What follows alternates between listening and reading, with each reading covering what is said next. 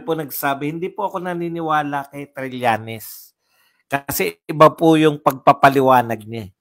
Pero ang pinapaliwanag kasi ni Trillanes ganito. Dahil wala raw pong tigil. Ito ang sinasabi ni Trillanes.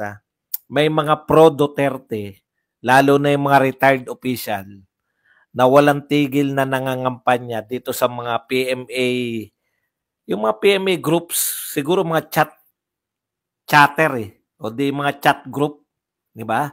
Mga chat group yan. Iba yung kaya hindi, yung pag pinaniwalaan nyo si Trillanes, yun yung ayon sa kanya, no? Na kaya may mga malawak ng ngayon, na i-impluwensyahan dahil patuloy daw yung recruitment na ginagawa ng mga pro-Duterte. Yun yung paliwanag ni Trillanes. Pero ang hindi maitatanggi, revelasyon ni Trillanes, no? Hindi natin paniniwalaan yung paliwanag niya. Ang pinaniniwalaan natin, yung sinasabi niya na mayroon na talagang nabubuo ngayon, maski po sa mga active na mga PMA chat group. Hindi nyo ibig sabihin, ang paliwanag niya lang dyan kasi nang i-impluensya yung mga pro-Duterte. Pero ang katotohanan sa revelasyon ni Trillanes, yung hindi lang natin paniniwalaan sa kanya, yung sinasabi niya na kaya yung mga yan, kaya tong mga active military and police officials na mga miyembro ng PMA o PMA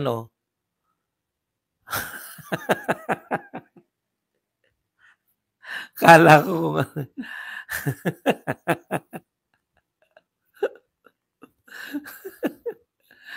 member ng mga PMA group, chatter groups, no? Yan lang yung paliwanag ni Trillanes. Pero ang mahihinuha mo, talagang mayroong active na sentiment na ayaw nila sa nagaganap. Yan na lang eh.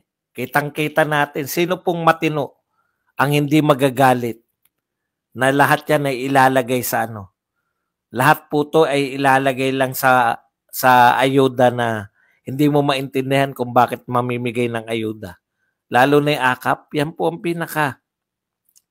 bakit naayudahan na ba yung mga pinakamahihirap? Kasi ito pong AKAP, para po halatang-halata eh.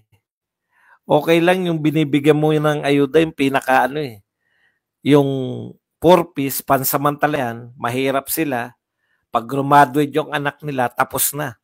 Yung IX naman, di ba yan yung yung temporary na nasa crisis, nawalan ng trabaho, mga ganun yan di ba? Okay. Ito po, ang pakikinggan nyo po rito, you must read between the lines. Hindi po yung porket nakalagay sa pamagat ko na revelasyon ni Trillanes, hindi po natin tinatanggap yung paliwanag niya. Dati namang bakit nung panahon ni Duterte, wala naman, ang daming anti-Duterte sa labas ng mga military. Pero bakit hindi sila na-impluensyahan?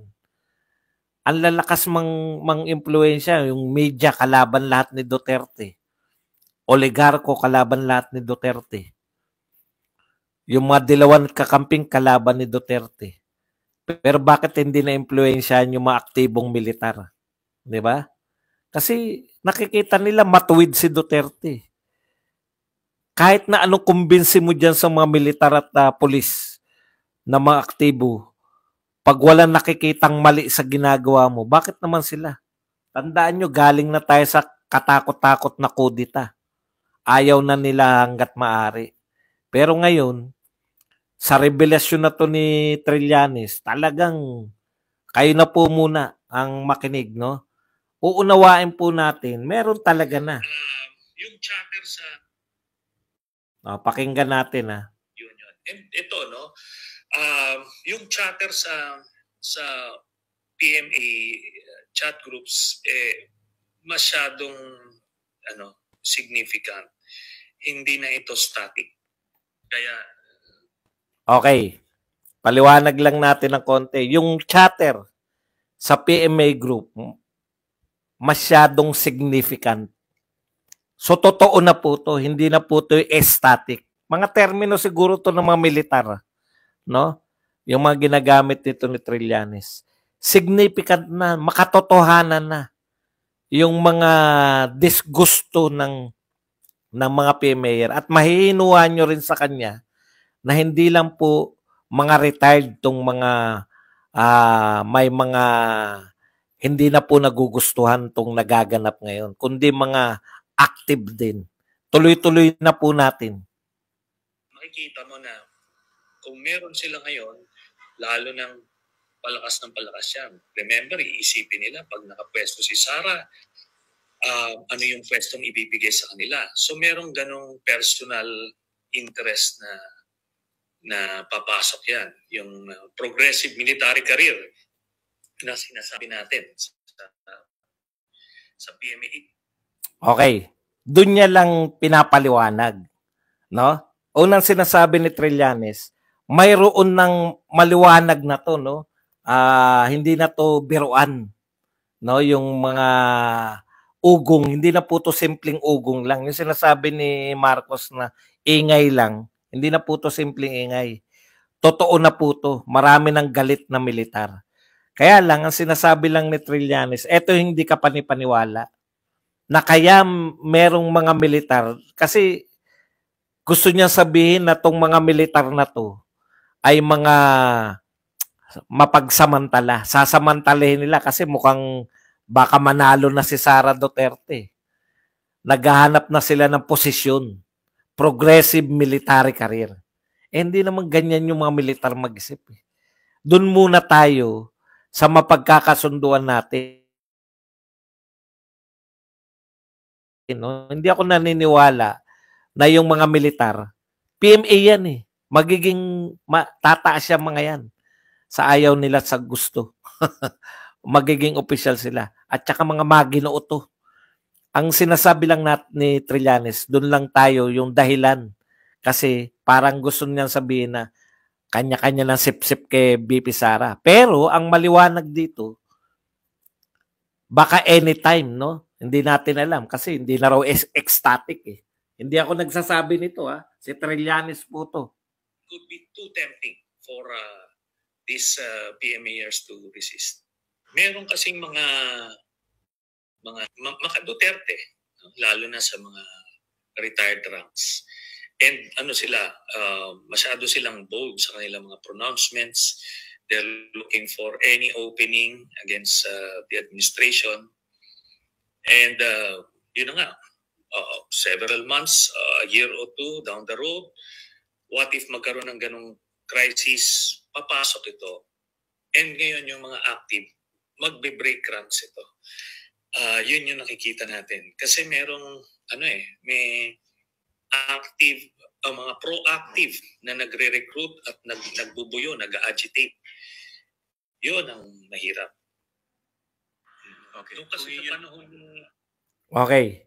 Yung pinakapaliwanag ni Trillanes, ang matinding problema diyan kasi may mga nag-agitate. Thank you very much kay Edison Nilo, Kuya Buds, at sa lahat ng mga tagapakinig ni BP Sara. Palakas ng palakas, ramdam kahit mga OFW. Okay. Ang paliwanag lang ni Trillanes, hindi na nila ma-deny na meron na talagang grupo o bumubuo na sila diyan sa mga active military. No? Ayon kay Trillanes. Kaya lang ang paliwanag niya lang kasi may constant na nagre-recruit ng mga pro-Duterte at talagang humahanap lang ng tiyempo. Sa atin naman, ako naman nakikita ko hindi basta-basta malilin lang yung mga PMAyer eh. PMA itong pinag-uusapan natin PMA chatter may nabasa ko kanina ba nakikinig yung ini-squill niya yung laman ng mga ano nila. Hindi ko alam kung bakit ginagawa to ni Trillanes. Siguro gusto niyang unahan no na pinag-iingat niya tong gobyerno kasi yari siya yan eh. Masyado siyang identified na anti-Duterte. Siya po yata yung unang kinakabahan na baka makabalik si BP, maging pinuno si BP Sara, yari siya. Kaya inuunahan niya ng paninira itong mga grupo na to na marami na nakikita. Okay. Kung tutusin, hindi po yan yung gusto sana natin, no? Kaya lang, parang wala na magawa eh. Walang maasahan sa gobyerno eh. Huwag niyo sabihin na huwag niyo pong sabihin na natutuwa yung mga militar at mga pulis sa ginagawa sa kanila ng Quadcom. Nakita niyo po yung treatment sa kanila ng Quadcom, parang ibang uri talaga. Sabi ko po hindi talaga matutuwa. Hindi talaga kailanman matutuwa tong mga militar at saka mga kapulisan natin sa ginagawa ng Quadcom. Kaya doon lang sablay, hindi ako naniniwala sa sinasabi ni Trillanes na ang pinakadahilan yung pagre-recruit. Meron talaga kasi ang dami ng makukumpara nila eh, 'di ba? Pero yung disgusto ng mga militar ngayon, hindi po yan dahil sa hindi mo madadaan. Tingin ko napakatatalino ng mga PMAyer para mauto sila. Hindi po sila nauto. Siguro ako, tingin ko, parang ano ba tayo? Hindi ba tagapagtanggol tayo ng mamamayan? Tagapagtanggol tayo ng konstitusyon? Isa na lang. Alam niyo, kawawa po si Ferdinand Marcos Jr. Kasi parang clueless siya eh. May warning na yung kapatid niya, di ba? Huwag niyo namang ipahamak yung kapatid ko na pinapipirma ninyo ng budget na alam na ni Amy. Nakikita ni Amy na inuuna lang to si BP Sara para maipwesto nila yung pamalit. Dahil anytime, kung si BP Sara mawawala sa landas nila at naipwesto nila yung pamalit na hindi si Chis Escudero dahil waiter lang. Alam nyo na kung sino yung gusto nilang ipalit dyan.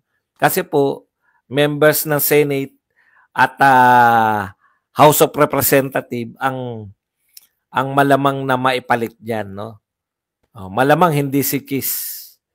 Kaya bubuhusan nila na totodohan nila na matuluyan, ma-impeach to si BP Sara para pag yung nakaupo na, yung gusto nila, madali na po si Ferdinand Marcos Jr. na i-impeach din. Bakit? Yan dami pong nakikita natin paglabag eh. Diyan na lang sa paglilipat ng pera. Dito sa budget na to. Kaya parang to eh. Anong tawag dito? Parang pain. Once na pinirmahan yan, puta yan ng goodbye na yan sa kanyang malapit-lapit ng mapa-impeach yan. Depende rin sa magiging resulta sa 2025, no? Depende po yan sa magiging resulta din sa 2025 kung talagang matutuluyan si BP Sara dyan sa impeachment. Kasi pag nakarating po sa naging busy na po sila sa pangangampanya, kanya-kanya na po munang kayod dyan. Siyempre, lalo na po yung mga miyembro ng Quadcom, napakarami pong galit na tao sa kanila, kinakailangan nila mangampanya ngayon. No? Kinakailangan po nilang tapatan ng sipag sa pangangampanya dahil kung hindi, yari po sila.